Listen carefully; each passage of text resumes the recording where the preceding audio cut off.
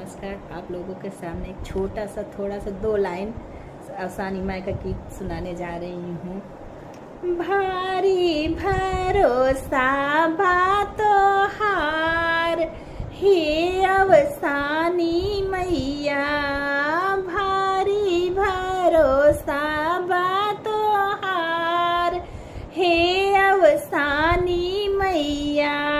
दुअरे पे बैठे खातिर ससुरुज मांगे, दुअरे पे बैठे खातिर ससुरुज मांगे।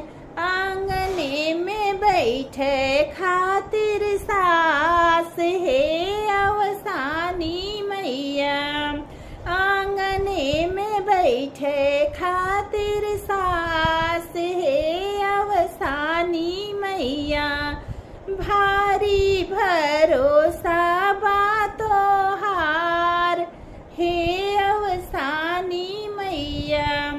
अपना के मांगी मैया मांग भर से नूरा, अपना के मांगी मैया मांग भर से नूरा।